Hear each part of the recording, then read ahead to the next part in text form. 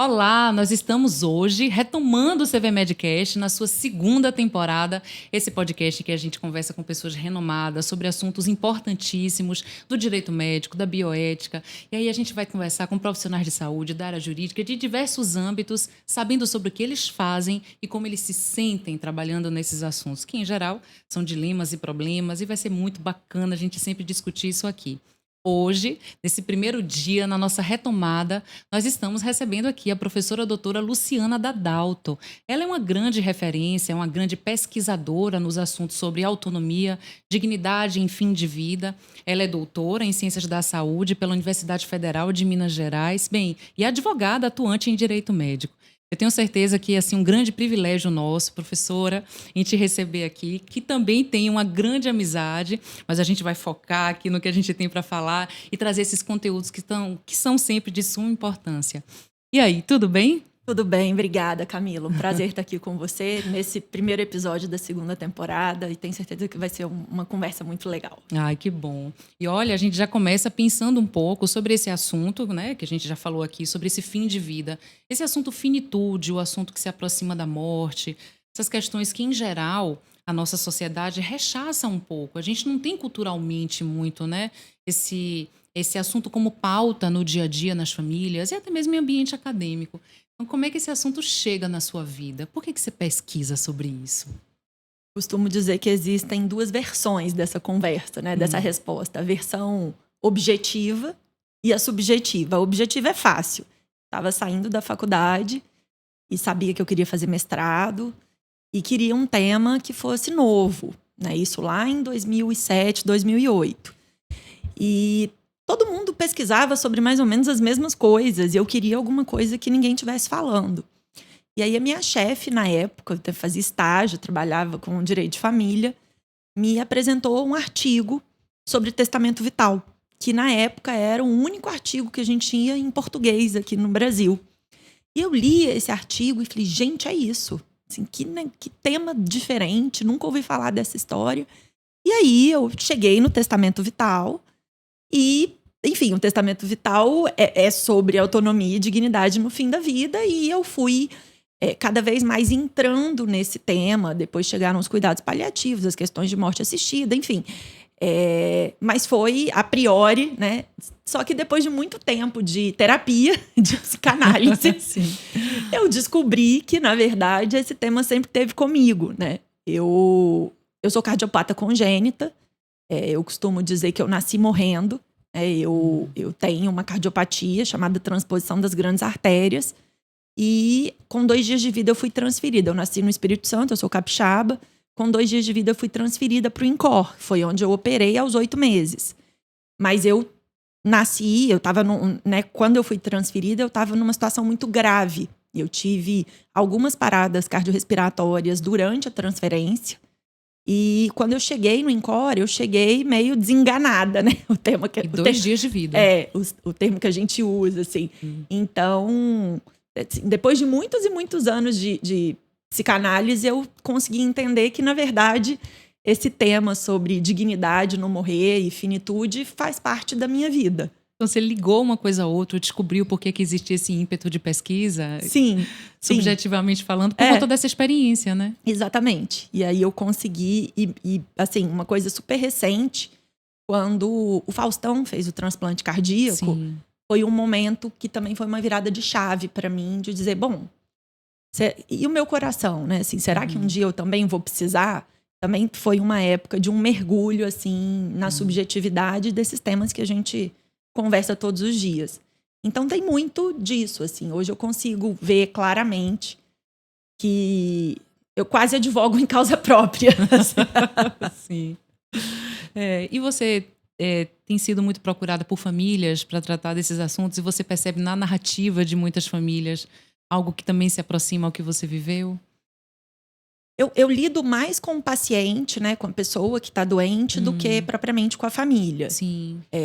Mas eu acho que tem uma coisa muito em comum entre essas pessoas, né, que é esse desejo de tentar, de alguma forma, ter certeza que o seu fim de vida vai ser livre, né, autônomo, digno de acordo com o que é para aquela pessoa. Então, acho que isso é algo comum a todas as pessoas que aceitam, eu acho que isso é uma questão de aceitação, não de aceitação de fora, mas uma aceitação interna, de todo mundo que aceita mergulhar nessas questões sobre a sua própria finitude. É sempre complexo, mas é sempre muito bonito de ver essa viagem, assim, para dentro de si mesmo. Agora, pelo que eu vejo, assim, até você contando da sua experiência, é como se no início de sua vida você tivesse meio que desafiado a morte, né? E tudo que você trabalha, que diz respeito a essa ideia de liberdade, de autonomia, dignidade no fim de vida, é muito respeitoso em relação à morte e não desafiando no sentido de rechaçar a morte. Então, tem aí um contrassenso. Como é que você pensa isso, assim? Eu acho que, assim, eu nunca pensei dessa forma, mas se a gente for chegar nesse lugar, eu desafiei a morte e ganhei, né? Sim. Digamos assim. E aí eu acho que tem um pouco isso, assim, de dizer, olha, a morte não é algo a ser desafiado, né? A morte é algo a ser vivido. Na verdade, a gente não vive a morte, né? A gente vive o processo de morrer. Então, eu nem acho que seja algo dicotômico, assim. Eu acho que é um olhar para a finitude, né? Para a mortalidade, entendendo que faz parte da vida, né? Assim, é aquele clássico clichê de que todo mundo vai morrer. E aí isso vira, inclusive, em relação ao envelhecimento, né? A gente começa, nós mulheres, aquela coisa, nossa, tô ficando mais velho, o cabelo. Eu costumo sempre dizer, gente, a outra opção não é boa. Quer morrer. Né? Só não envelhece quem morre mais cedo. Então, para mim, Camila, eu acho que é muito isso, assim, é de ver a vida como um presente, sabe? Mas não uma vida sofrida. Uma vida com qualidade, que foi o que eu consegui, né? O que os médicos conseguiram me dar. Né? Eu sobrevivi e eu não tenho uma vida com limitações. Então, isso faz sentido para mim. Então, acho que tem um pouco isso, né? Essa autonomia, essa dignidade nesse olhar de entender que vida boa é poder se relacionar. Sim. E eu gostei muito do que você falou. Você trouxe aí uma ideia de que a vida é um processo também de morrer. E quando você fala isso, você não fala de uma maneira negativa. Você fala de uma maneira positiva. Ou seja, a morte em nenhum momento é tida como uma coisa ruim, né? Pelo que você traz. Não, e eu acho que a gente tem, né? Tem uma questão cultural que nega a morte, né? Quem morre é sempre o outro, né? Eu costumo sempre lembrar, na época da pandemia, aquele monte de gente morrendo, aquela coisa desesperadora. E todos os pesquisadores no mundo todo que falam sobre fim de vida falaram, nossa, agora vai ser uma super oportunidade da gente conseguir falar com mais naturalidade da morte. Isso não aconteceu, né? Assim, hoje a gente entende que não aconteceu. Porque quem morre é sempre o outro. Né? Mesmo nas mortes mais doídas na pandemia, é sempre o outro. As pessoas não conseguiam olhar para si mesmo, né? Para a própria finitude. Então, eu acredito muito nisso, Camila, que a gente olhar para a própria finitude nos dá um parâmetro de entender o que é uma vida boa para gente. E, assim, também de entender que tem tantas mortes na vida, né? Assim, até chegar na morte biológica, né? Isso. Assim, a gente, quantas e quantas vezes a gente recomeça na vida uma relação amorosa, um trabalho, enfim. Então, são finitudes diversas. Diversas. E isso faz parte também. Isso também vai ensinando a gente para quem quer aprender, né? Isso, para quem está disposto a descortinar suas vulnerabilidades. Exato, também, né? Mas isso também vai ensinando. Pode ensinar se a pessoa quiser. Então, eu consigo ver essa conversa sobre o fim de vida de uma forma positiva mesmo, como você disse. Isso é ótimo. E como você também é pesquisadora da bioética, eu queria até te perguntar isso, porque por vezes eu acho que a bioética ela tem uma perda de grande oportunidade de conversar sobre vários assuntos em concomitância. Tem hora que a gente está falando de um tema em específico e a gente fecha a janela só para aquele tema. E aí ficou muito assim, bioética e fim de vida. né? Como se fosse um campo só que não dialoga com tantos outros. Quando a gente pode inserir aí várias coisas, como comunicação, sobre quebra de sigilo, né? Sobre perda de autonomia em alguns cenários em que os familiares não deixam os pacientes dizer sob o fundamento do amor aquilo que querem, né? A gente tem essa ideia de que a gente ama demais e aí quer tomar conta da vida do outro e não deixa o outro decidir por si. Tendo em vista esse assunto bioética e fim de vida, como se estivéssemos fazendo esse recorte, o que você acha que a gente pode explorar muito ainda nesse tema e o que você acha que a gente já avançou bastante? Bom, eu acho que e foi muito interessante essa sua primeira abordagem, porque assim, eu acho que no fundo as pessoas não entendem, ainda não entendem muito bem sobre bioética, né? Eu acho que a gente tem uma ideia social de que bioética é essa coisa assim, meio sexo dos anjos, né? Que todo mundo fala, mas que a gente não aplica em lugar nenhum. E aí eu acho que nesse aspecto, a bioética no fim de vida, ela acaba trazendo um pouco de concretude, sabe? Para essa ideia de que a bioética é algo muito etéreo. Concordo com você, acho que a gente está colocando em caixinhas, quando na verdade a bioética tem que conversar. A gente não, na minha opinião, não é possível falar em bioética no fim de vida, por exemplo, só sobre uma perspectiva de deliberação ou sobre uma perspectiva de autonomia. A gente precisa falar de bioética da proteção, a gente precisa falar de outras, né, bioética das virtudes.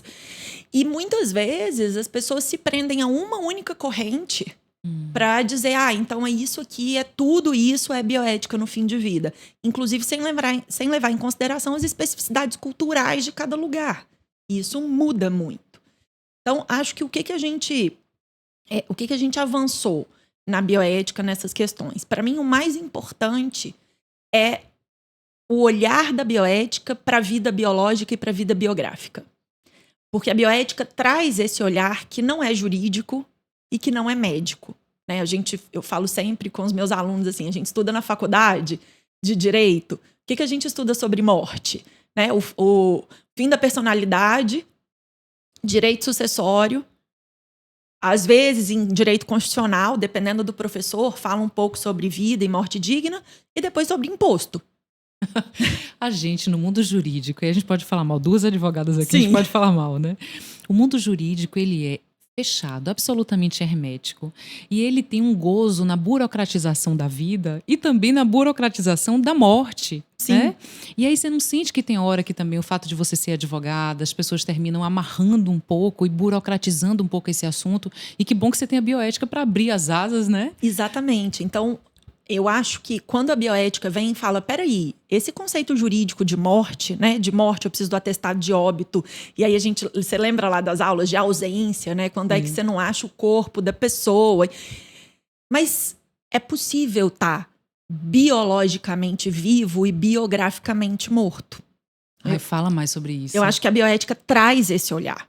Sabe assim, de você conseguir olhar para uma pessoa e falar, ok, essa pessoa que está lá entubada, em estado vegetativo, sei lá como, está viva. Ela está viva para o direito, né? Para as regras jurídicas, ela está viva para as regras da medicina.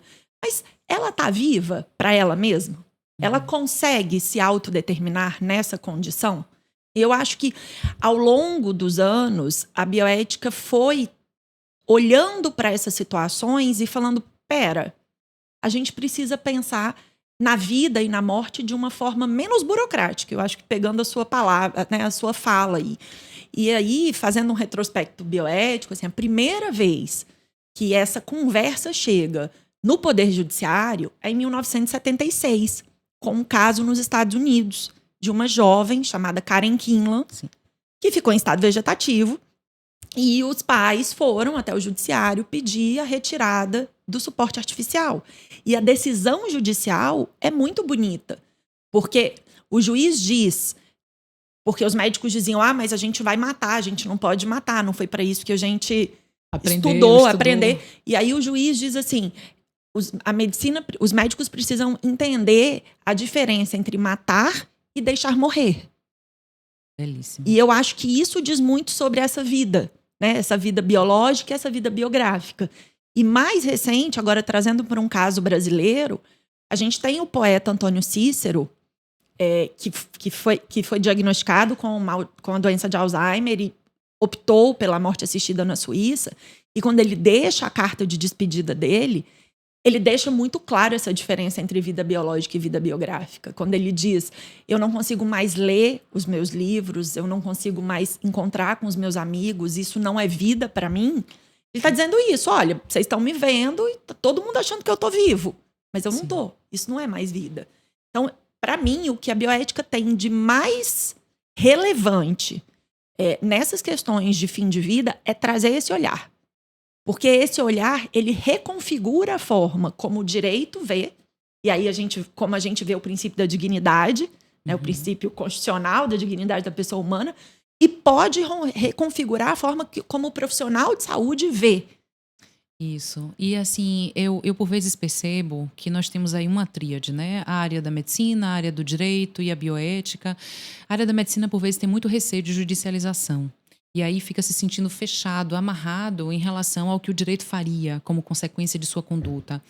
O mundo da bioética me parece que é um ambiente de coragem, é um ambiente que pode descortinar dizeres. E aí tanto a medicina quanto o direito podem beber nessa fonte. Então, quando você diz aí da beleza dessa decisão, é uma decisão que abre um flanco maravilhoso para dizer medicina. Perceba que vocês não precisam ter esse receio, vocês podem fazer esse enfrentamento e estar nesse ambiente de coragem, né?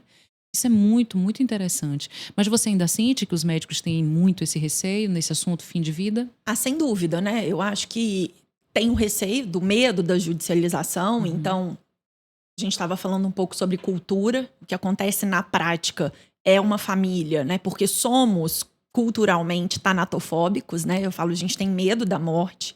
Então, nós somos distanásicos. Sim. Então, eu tenho sempre a família pedindo alguma coisa a mais. Doutor, não é possível, né? Já fez tudo? Então, e aí o médico... Eu já ouvi de um médico uma vez que morto não processa. Olha, que frase E que, terrível. por isso, ele preferia não seguir, não cumprir o que o paciente tinha pedido, porque o paciente agora estava em coma, e a família que ia eventualmente processar, e, portanto, ele preferia descumprir a vontade do paciente para cumprir o que a família estava pedindo. Acho que isso diz muito, né, dessa medicina defensiva nefasta, né? Porque a medicina defensiva, ela tira a moral e a ética da prática médica. Agora, você não acha que com todos os avanços, e inclusive você é precursora nesses avanços das diretivas antecipadas de vontade, a gente pode vir a macular um pouco, ou desestabilizar um pouco essa frase, ainda que metaforicamente falando, morto não processa, porque é possível que a gente comece a avistar situações em que o morto vai sim processar, né? Através de diretivas. E como é que você vê que vai ter um certo avanço nesse cenário? Camila, eu acho que eu tô um pouco descrente. Ah, é? E vou te falar por quê. Nós estamos em 2026 e a gente tem uma resolução do Conselho Federal de Medicina sobre diretivas de 2012. Nós não andamos. Sabe, de lá para cá, e a resolução ela diz explicitamente que a vontade do paciente prevalece sobre a vontade dos familiares. Então, assim, a gente não conseguiu efetivar. E aí, para mim, assim, é uma questão cultural. A gente pode ter lei, a gente pode ter jurisprudência, a gente pode ter qualquer coisa. Mas se a sociedade não mudar, sabe, se a gente não começar a olhar para uma pessoa que está gravemente doente e reconhecer que existe um sujeito ali, e que ainda que esse sujeito vá morrer e eventualmente nem saiba que a gente descumpriu a vontade dele, existe uma responsabilidade moral. Sim. Eu acho que se a gente não chegar nesse lugar enquanto sociedade, não vai resolver de outro jeito, sabe? Talvez em situações que aquela pessoa para quem o paciente fez a solicitação de representação, né? Nas diretivas, talvez se insurgindo contra a família, depois de momentos em que não foi respeitado, algo nesse sentido, se fazendo existir através, né, daquela fala que foi lhe dada. Então, mas aí, assim, eu acho que isso vai demorar demais, sabe? Sim. Eu acho que não é uma mudança. Primeiro porque, assim, o próprio Poder Judiciário não entende sobre diretivas, né? Os documentos de diretivas são, muitas vezes, interpretados de uma forma errônea. A gente tem um caso famoso em São Paulo, que agora, inclusive, está num documentário da Globoplay, que é da Anita Halley, dona das Casas Pernambucanas, que fez uma procuração para cuidados de saúde. E o judiciário disse que a procuração não valia na verdade, que a procuração não era eficaz porque perdeu a eficácia quando ela perdeu a capacidade decisória, fazendo uma comparação com o contrato de mandato. Sim. Então, assim, se a gente não conseguir também olhar para isso sobre uma perspectiva existencial e não sobre uma perspectiva patrimonial, eu realmente não vejo saída. Eu não vejo... as pessoas sempre... Eu costumo dizer que, assim, quando eu comecei a dar entrevistas sobre testamento vital, sei lá, 2010, 11, por aí, e as pessoas falavam assim, e qual que é seu sonho nessa área? E eu dizia, nossa, meu sonho é que todo brasileiro tenha um testamento vital. Hoje eu não penso mais assim.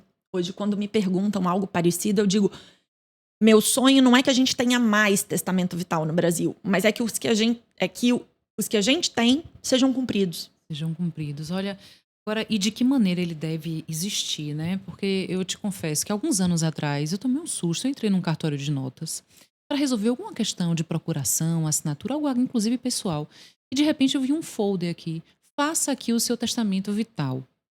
Eu pensei, gente, será que eles têm alguma assessoria em bioética, advogados que são preparados para isso? Será que os médicos são ouvidos, profissionais de saúde? Como é que a população está sendo assessorada nesse sentido? Porque é difícil. Você entrar para fazer uma procuração é uma coisa, entrar para fazer um testamento vital é outra, né? E aí nós estamos também talvez desassistidos nas elaborações.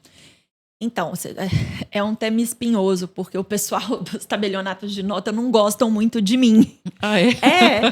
Porque eu realmente não acredito na eficácia de um documento feito dessa forma, em que a pessoa chega lá no tabelionato e diz, eu vim aqui, eu quero fazer um testamento vital e acabou. Não é o sentido Não. da bioética, inclusive. Não é, assim, e não é o que eu vejo na minha prática jurídica, né? Eu acho que eu já fiz muitas centenas já auxiliei pessoas a fazerem centenas de testamentos vitais, e a maior parte das pessoas não faz esse documento de uma vez só, sabe? De sentar e fazer. Eu tenho clientes, e isso é muito diferente da nossa prática jurídica, eu tenho clientes que entre minha primeira consulta e a finalização do documento demorou mais de 2 anos. E o que é esse documento e o que geralmente pode ter nesse documento e o que não pode? Bem rápido assim pra gente. Então, o testamento vital é um documento em que a gente vai, uma pessoa, qualquer pessoa maior, capaz, poderíamos discutir essa questão, mas vamos simplificar, né, que tenha capacidade decisória, vai escrever como que ela quer ser cuidada, quando e se ela estiver numa situação de terminalidade, de irreversibilidade e não puder manifestar vontade.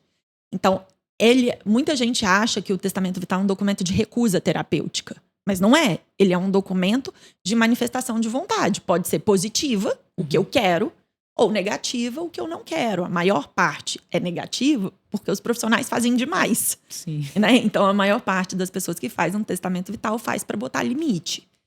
Quando a gente pensa no que não pode, a gente não pode ter conteúdo contra a lei, né? Então, de uma forma ampla, acho que o caso mais clássico eu não posso pedir eutanásia no testamento vital. Mas eu confesso para você, e aí estudando um pouco como é que essas situações acontecem ao redor do mundo, isso foi uma coisa que eu mudei de ideia do começo da minha pesquisa para hoje. Eu sempre, né, quando eu defendi a minha dissertação de mestrado, que era sobre a validade jurídica do testamento vital no Brasil, lá em 2009, eu dizia, não posso ter cláusula sobre eutanásia no testamento vital. Hoje eu já entendo que é possível, ela só não é eficaz. Mas, se eu faço hoje, e pensando que um dia, quem sabe, eu vou ter uma lei no Brasil sobre o tema, a gente começa a pensar que talvez faça sentido. Isso, inclusive, aconteceu na Espanha, porque a Espanha legislou em 2021 e as pessoas que tinham testamentos vitais pedindo eutanásia e que estavam demenciadas quando a lei foi aprovada, conseguiram acesso. Ah, sim. Então, eu acho que a gente não para de estudar, né? Sim. E não Exato. Parar de estudar é muito importante, porque a gente muda de ideia, a gente consegue ver o mundo mudando também. Uhum. E agora, fazendo constar ali de que neste momento em específico não é, né, autorizado pelo Brasil Sim. ainda, mas quem sabe. Você já usou a palavra aí distanásia, eutanásia agora, e vamos partir do pressuposto de que precisamos, inclusive, trazer esses conceitos para Tá que as bom. pessoas conheçam. Então, eu vou trazer 3, te pedir rapidamente Tá também bom. para diferenciar, né, e dizer o que que é possível, o que que não é e o que está em andamento. Uma é distanásia, o que que ela é? A ortotanásia, o que que ela é, que eu estou trazendo agora, mas que na verdade a gente já falou falou. muito sobre Sim, ela aqui.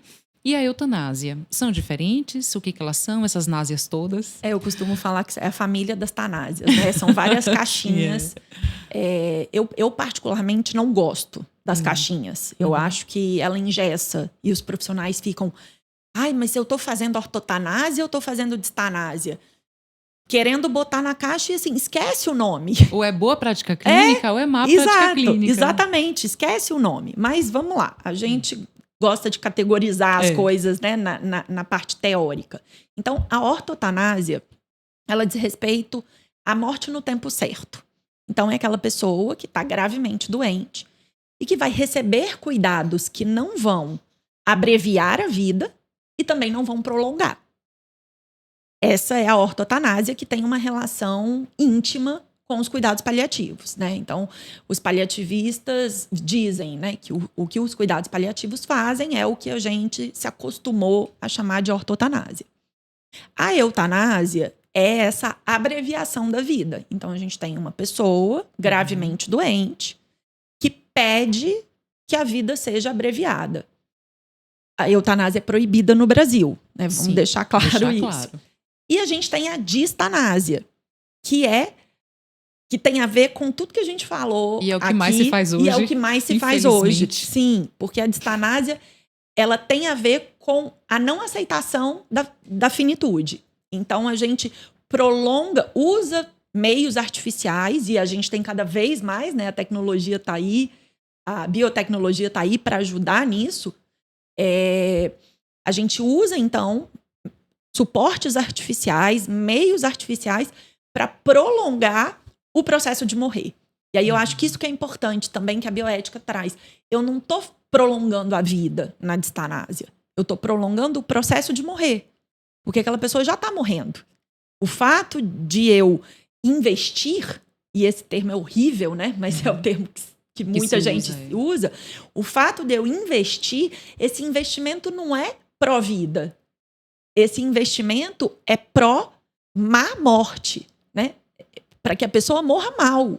Sim. E isso acontece porque a gente não entende a morte como algo natural. Nas resoluções do Conselho Federal de Medicina, inclusive está escrito lá o compromisso do médico, o dever do médico em apresentar essas situações que são tidas como novas, mas que na verdade deveriam desde sempre existir, que é respeito à dignidade. Mas apresentar a possibilidade, o que é a ortotanásia, apresentar inclusive as diretivas, mas talvez ainda exista muito pouco diálogo nesse sentido. O que você acha entre os médicos e pacientes? Acho que sim, e acho que é um tema muito difícil de dialogar. Né? Assim, existe pouco diálogo por uma série de razões, mas também existe pouco diálogo pela dificuldade do tema. E você trazendo as resoluções, e a gente falando dessas caixinhas, não existe em nenhuma resolução do Conselho Federal de Medicina esses nomes. Nenhuma. Não tem ortotanásia, não tem distanásia, não tem eutanásia.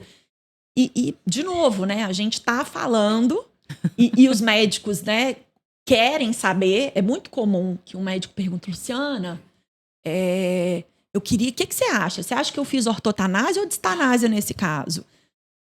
É o que você falou, assim. A pergunta foi uma má prática ou foi uma boa prática? O nome que você queira dar. Mas distanásia é sempre má prática. Sim. Só que o que acontece? Eu acho que isso é uma coisa interessante que a bioética traz também. Tem muito profissional, especialmente no cuidado paliativo, que diz assim, não é má prática, não é distanásia se a família pede. Como assim? Porque o cuidado paliativo não tem esse olhar sobre os valores do paciente e da família. Então, tem profissionais que dizem assim, olha, tudo bem que não tinha indicação de entubar, mas a família pediu. Aquilo era importante para dar conforto para a família. Então, não é distanásia. Isso é uma deturpação do conceito. né? É uma deturpação completa desse olhar sobre o que é digno e o que não é digno, o que é certo e o que não é certo. Mas, volto a dizer, assim, a gente tem uma questão cultural e a gente não pode também esquecer que o nosso tecido cultural é um tecido religioso, né? De uma moralidade judaico-cristã. E isso interfere especialmente nessas questões, né, de fim de vida, porque os valores dos profissionais também aparecem aí. Talvez a gente já tenha outros países que enfrentaram de maneira mais corajosa ou que conseguiram fazer esse debate com a sociedade, porque talvez a gente ainda esteja muito no ambiente acadêmico, jurídico, hospitalar, mas a sociedade não esteja discutindo tanto ainda, né?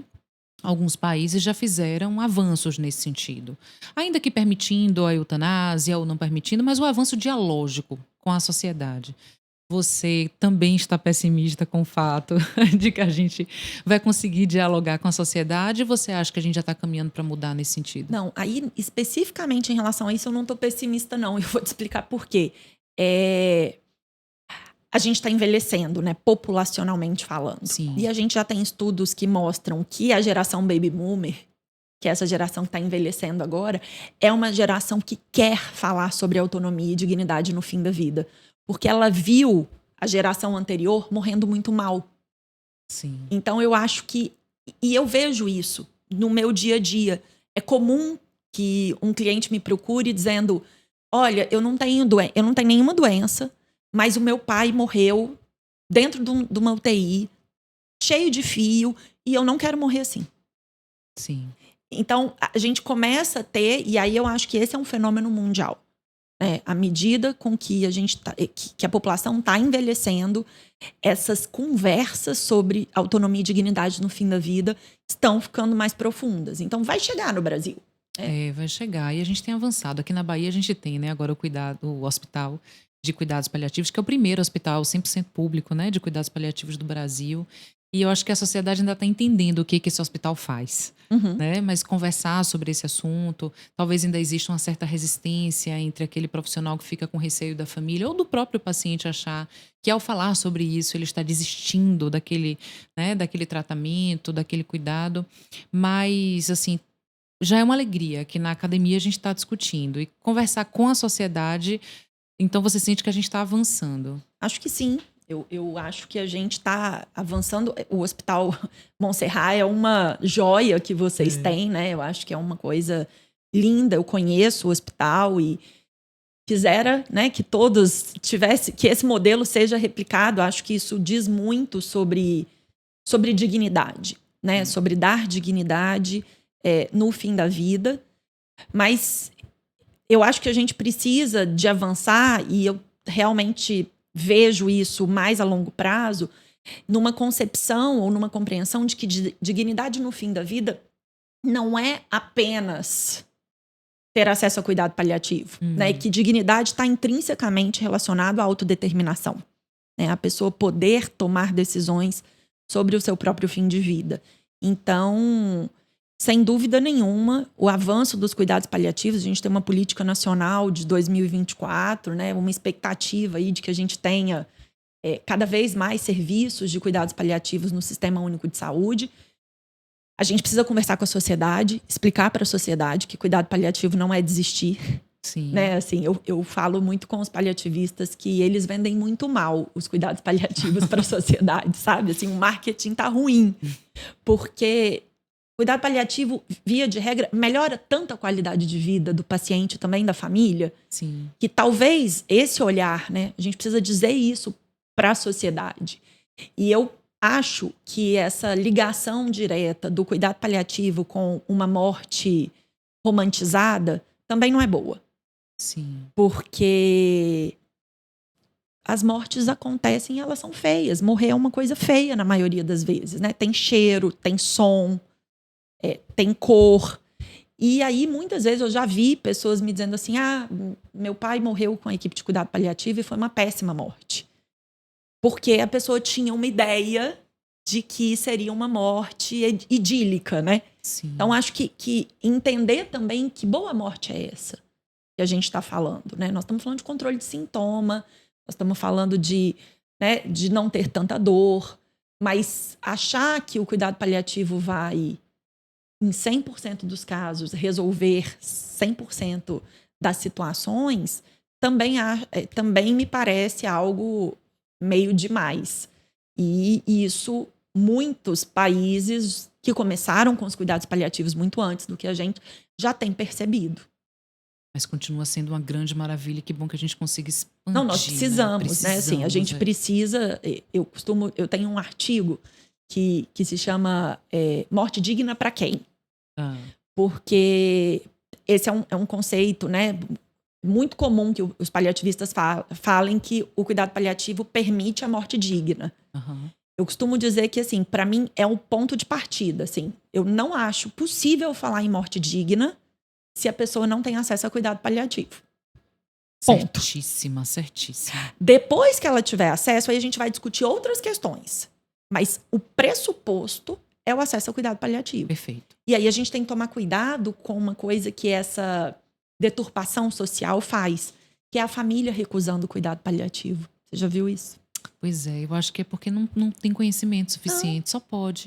Mas é isso, é falta de conhecimento. E aí, na hora que você senta, tem um artigo de 2 geriatras que escreveram no Stat News na época da pandemia. Sim. E que eles disseram assim, se a gente falasse com as pessoas que existe um tratamento que melhora a qualidade de vida, que diminui a dor, que permite, ou que diminui o tempo de internação, que permite que a pessoa vá para casa.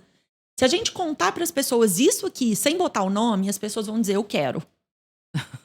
Entendi. Entendeu?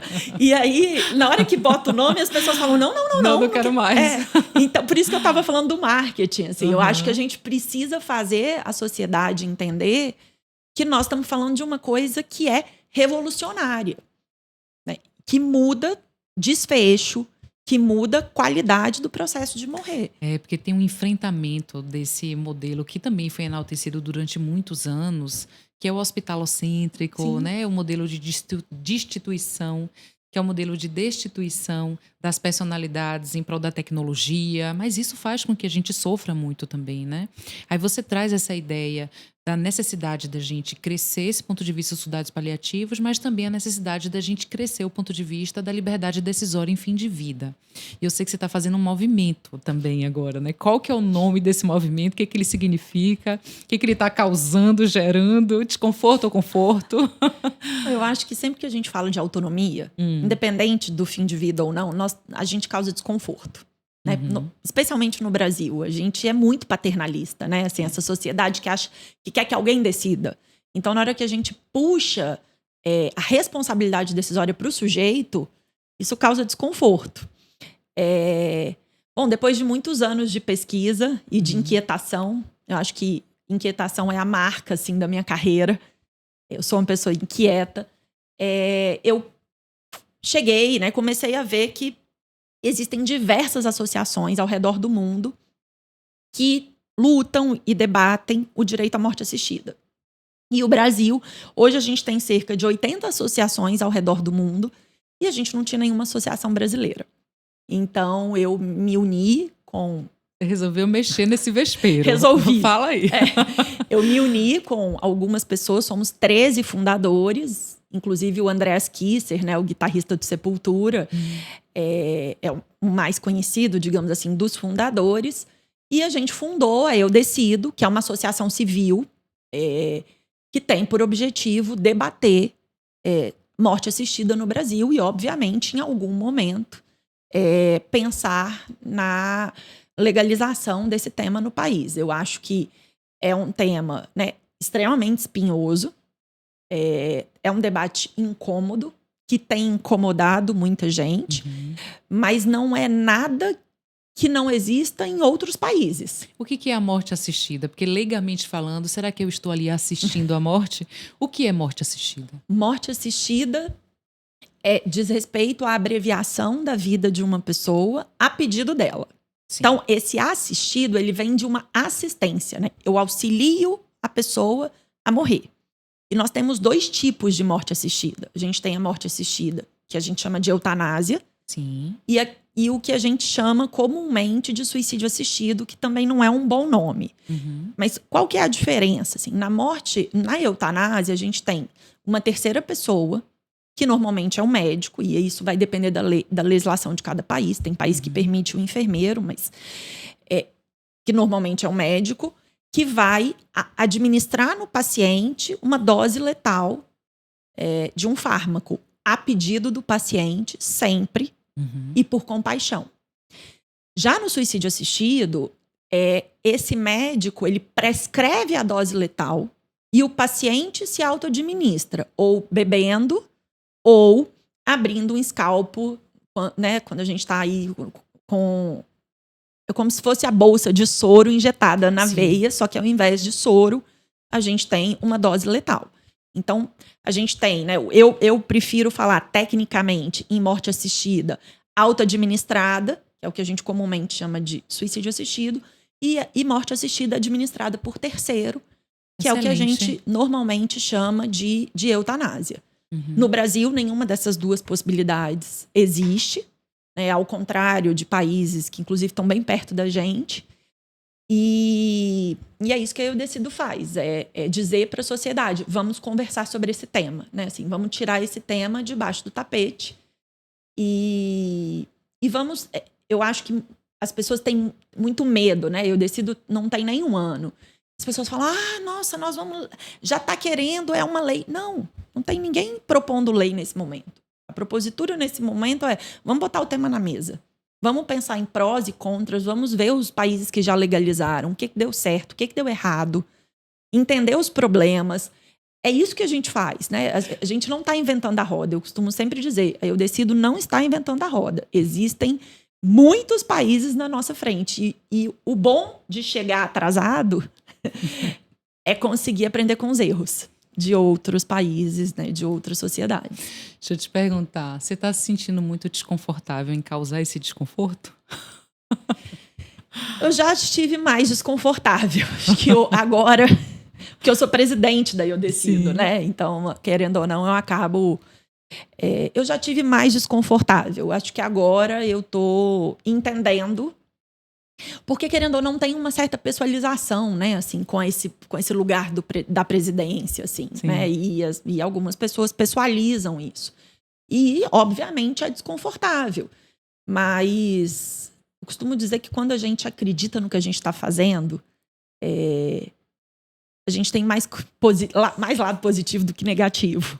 Então, eu tenho tentado sempre olhar por esse lado, assim, quanto que... Quando a Eu Decido foi fundada, em maio de 2025, a gente tinha uma expectativa de terminar o ano com 50 associados. E nós terminamos o ano com 472 associados. E, inclusive, associados famosos, como o Dr. Drauzio Varela, a cantora Marina Lima. Então, acho que isso diz muito, assim, de olhar e falar, a sociedade quer falar sobre isso. Sim. E a Eu Decido fez isso. Cumpriu esse papel. E está pautando o debate. E eu acho que é isso mesmo. E vamos pautar e vamos continuar pautando, porque... E foi engraçado, recentemente eu fui num congresso e eu ouvi uma médica uruguaia falando que morte assistida é uma questão de direitos de minoria. Ela dizendo assim, é uma minoria, e é mesmo. Pouca gente. É uma minoria que quer acesso à morte assistida. Mas a gente não pode negar o direito para essa minoria. Claro que não. Então, a gente defende minorias, inclusive, em tantos cenários. E a bioética é isso, né? A bioética isso. é isso. Então, eu acho que tem esse olhar compassivo com o sofrimento do outro. E respeitoso com o que o outro quer e que pode não ser o que eu quero. Né? E isso eu acho que a bioética faz. Né? Nós que estudamos bioética, eu acho que a gente tem esse... Bioética de verdade, né? Que é um campo de coragem. Bioética raiz. Sim. Eu acho que a gente tem esse olhar corajoso, para usar a sua palavra. E aí eu queria fechar te pedindo para você falar um pouco sobre como você se sente em, de todo modo, acabar atuando nesse recorte da bioética que traz esse desconforto, essa ideia do sofrimento, essa ideia do fim de vida, né? Como é que é para você ter entendido que esse é o seu campo de pesquisa? Por vezes você já disse aqui que se sente às vezes também desconfortável, mas você se sente como alguém que tem algo a caminhar e muito e a levar e em nenhum momento pensa em desistir. Não, muito, muito forte falar em nenhum momento, né? Acho que eu já tive vários momentos em que eu pensei em desistir. Mas eu costumo dizer que cada vez que uma pessoa me encontra num congresso ou me manda uma mensagem numa rede social e diz o que você faz é muito importante, ou aquele post que você fez me permitiu conversar com um médico sobre uma determinada coisa. Um médico me diz, nossa, eu consegui lutar pelo meu paciente com base num artigo que você publicou.